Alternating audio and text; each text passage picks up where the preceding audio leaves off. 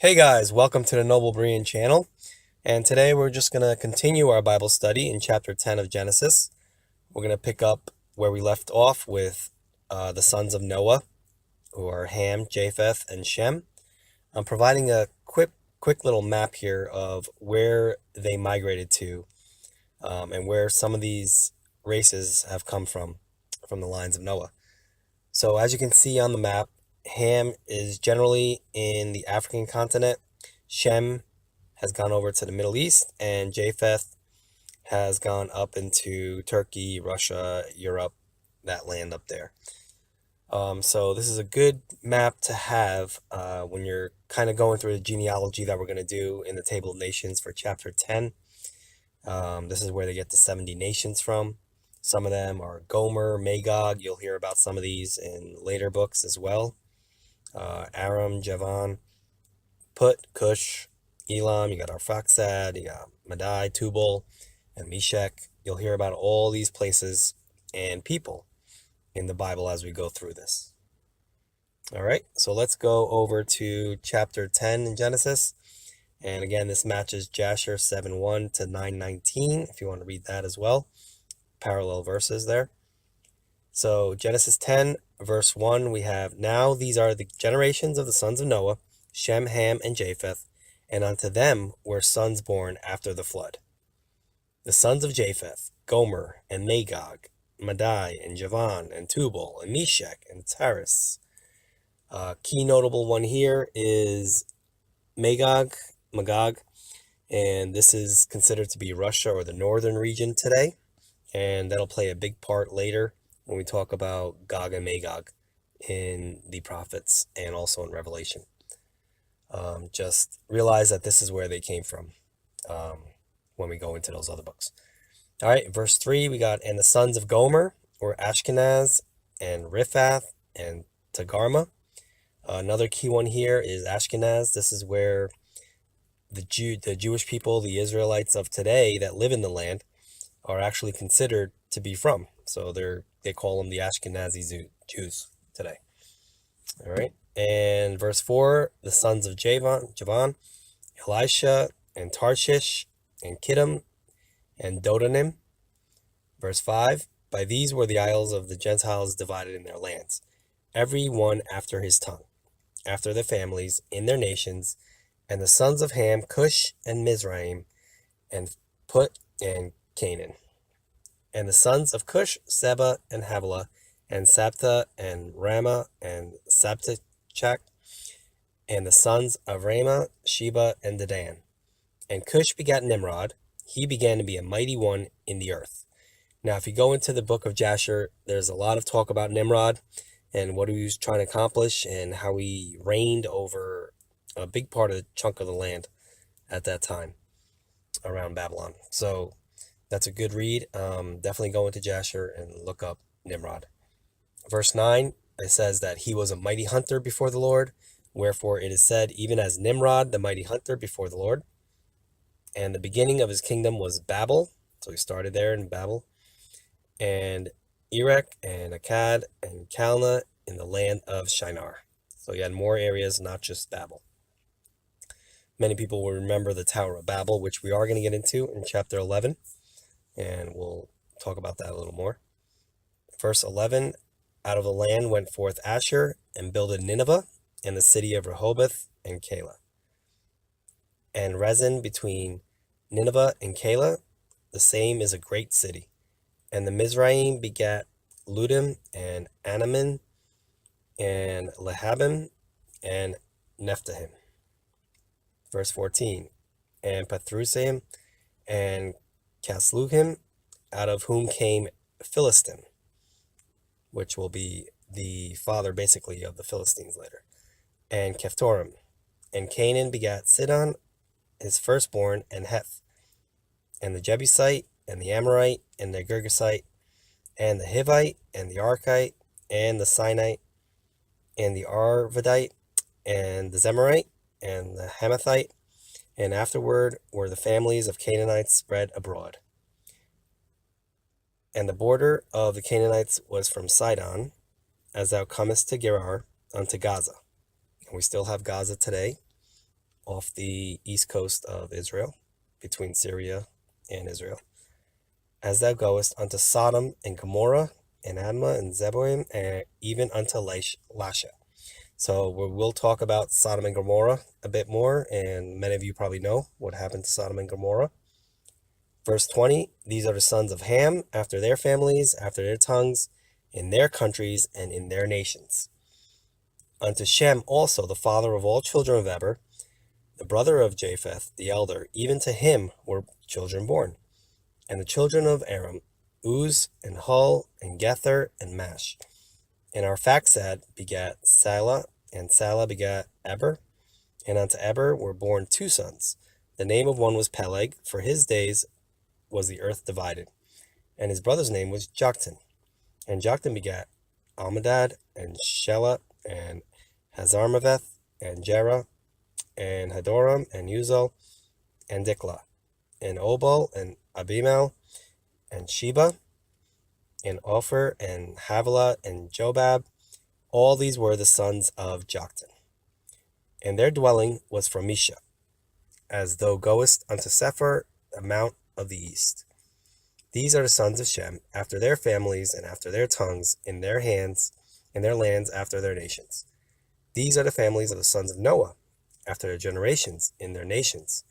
And by these were the nations divided into the earth after the flood. So after the flood, these are the 3 sons of Noah. They divided basically into 70 nations. And we'll see how they got scattered and moved along into these other areas in the next chapter. All right, so we move on to the Tower of Babel, chapter 11. As you can see, this wasn't a small tower. It was miles and miles to get around it. It was pretty big, and their purpose was to try to reach God and to actually attack God. And that you'll read more about in Jasher, where Nimrod tried to actually reign and rule over the people to help them attack God and to get to God, which we know is impossible. All right, so let's get into it. Genesis 11, verse 1.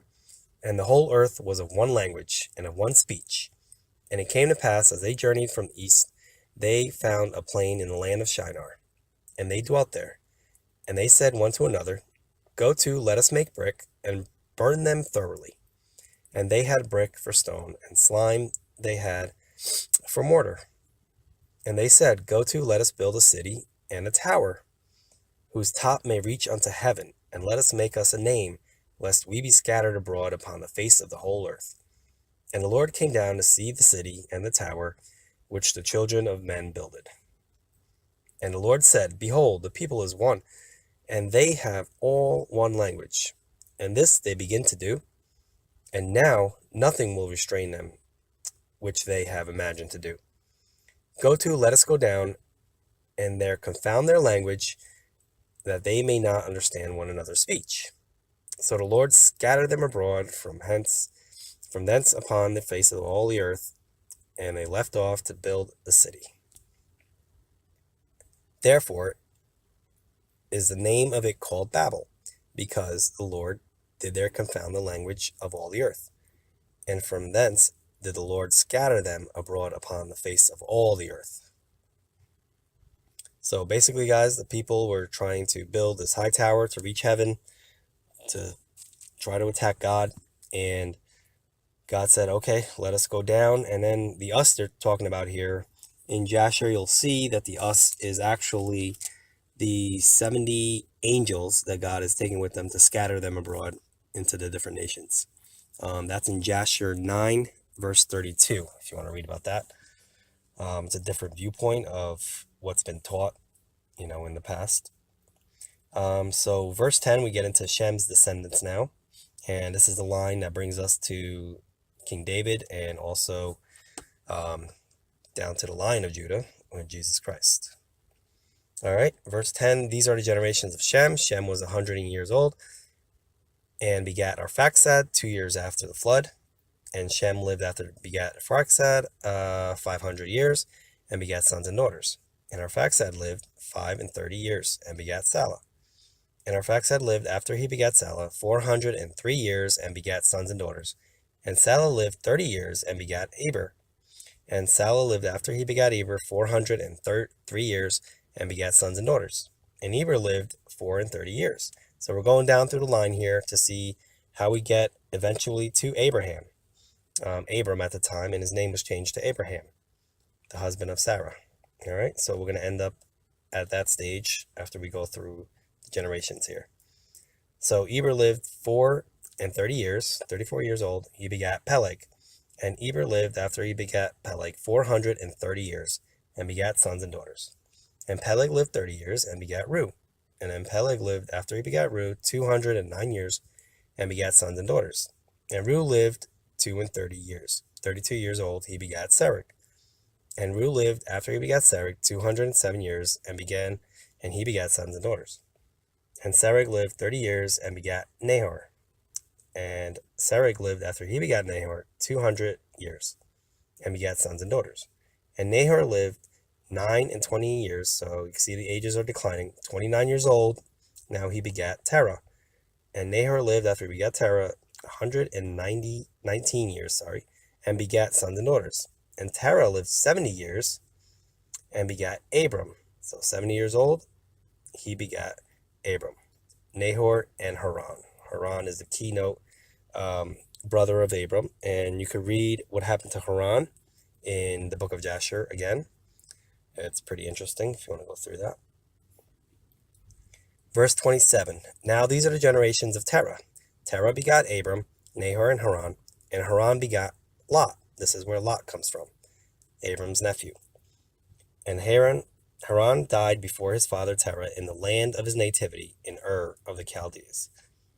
And Abram and Nahor took them wives. The name of Abram's wife was Sarai, and the name of Nahor's wife Milcah, and the daughter of Haran, which was the daughter of Haran, the father of Milcah, and the father of Iscah. But Sarai was barren, she had no child.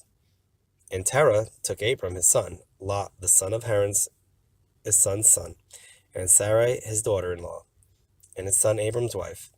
And they went forth with them from Ur of the Chaldeans to go into the land of Canaan. And they came unto Haran, and dwelt there.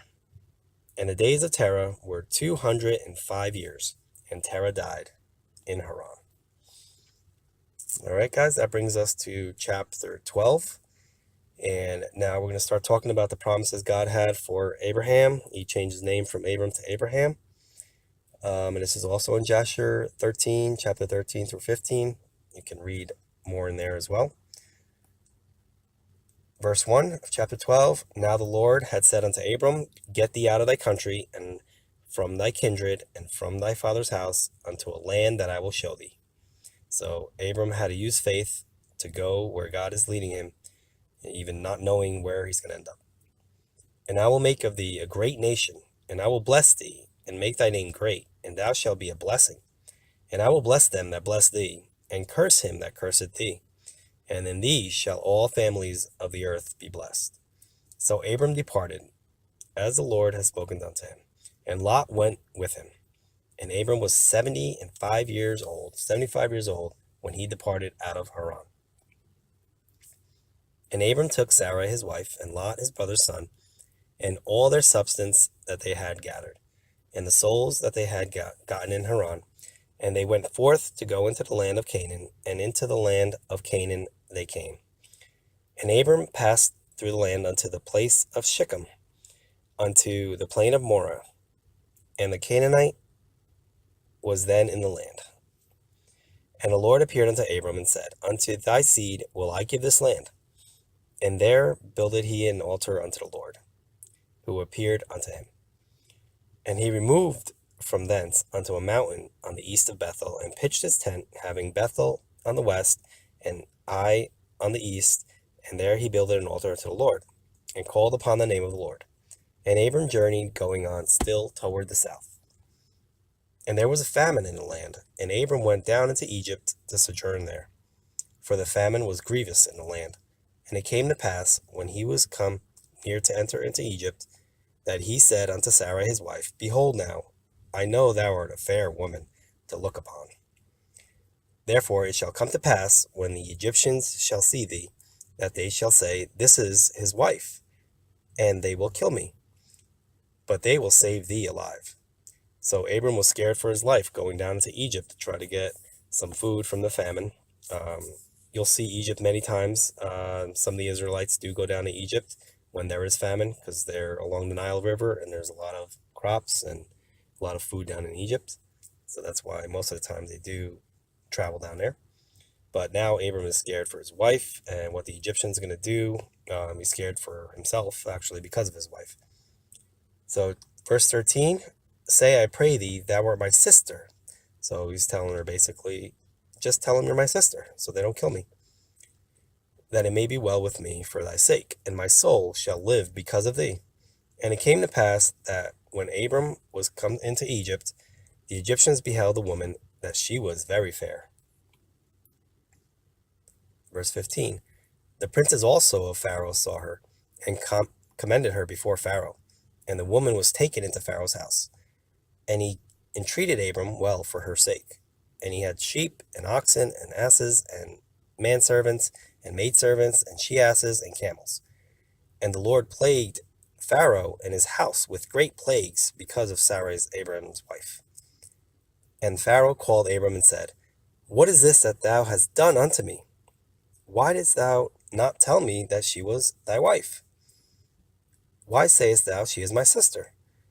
So I might have taken her to me to wife. Now therefore behold thy wife, take her, and go thy way. And Pharaoh commanded his men concerning him, and they sent him away, and his wife, and all that he had. So basically the plagues started coming onto Pharaoh's house because he was going to do something that was very unlawful. And he just basically said, Abram, take your wife and get out. Genesis 13. This is where Abram starts to go into Canaan. And Abram went up out of Egypt, he and his wife, and all that he had, and Lot with him, into the south. And Abram was very rich in cattle, and silver, and in gold. And he went on his journeys from the south even to Bethel, unto the place where his tent had been at the beginning, between Bethel and Hai, unto the place of the altar which he had made there at first. And there Abram called on the name of the Lord. And Lot also, which went with Abram, had flocks, herds, and tents. And the land was not able to bear them, that they might dwell together, for their substance was great, so that they could not dwell together. So guys, they had a lot of inheritance, a lot of cattle, a lot of tents, and they had to basically split and go their own ways. And there was a strife between the herdmen of Abram's cattle and the herdmen of Lot's cattle. And the Canaanite and the Perizzite dwelled then in the land. And Abram said unto Lot, let there be no strife, I pray thee, between me and thee, and between my herdmen and thy herdmen, for we be brethren. Is not the whole land before thee? Separate thyself, I pray thee, from me. If thou wilt take the left hand, and I will go to the right, or if thou depart to the right hand, then I will go to the left. So Abram is giving Lot a choice of which side of the land he wants to take. And Lot lifted up his eyes and beheld all the plain of Jordan, that it was well watered everywhere, before the Lord destroyed Sodom and Gomorrah. So this is before the destruction of Sodom and Gomorrah. This land was well watered and beautiful land, even as the garden of the Lord, like the land in Egypt, as thou comest unto Zoar. Then Lot chose him all the plain of Jordan, and Lot journeyed east. And they separated themselves, the one from another.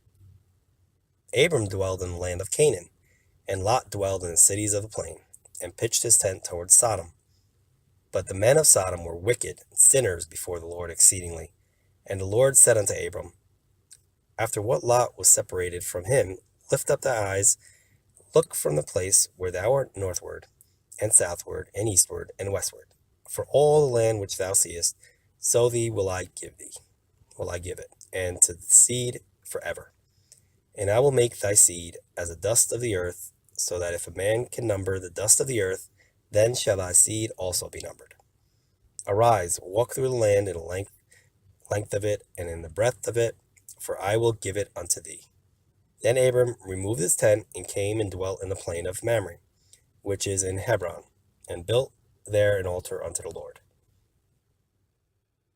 All right, guys, so before we get into the destruction of Sodom and Gomorrah and Lot getting captured and brought there, we're going to stop here. and then we'll continue with Genesis 14 next time.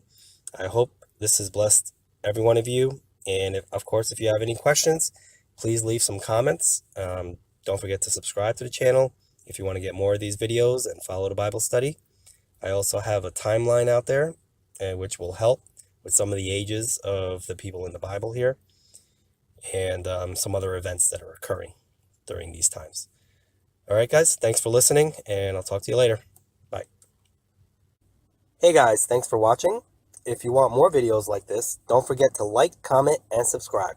Hopefully this video has blessed you. If you guys want to support this ministry, please consider giving a donation at the link below. I will also include it in the description. Those of you that are already supporting the channel, I want to say thank you for helping to get the word of God out to all the nations.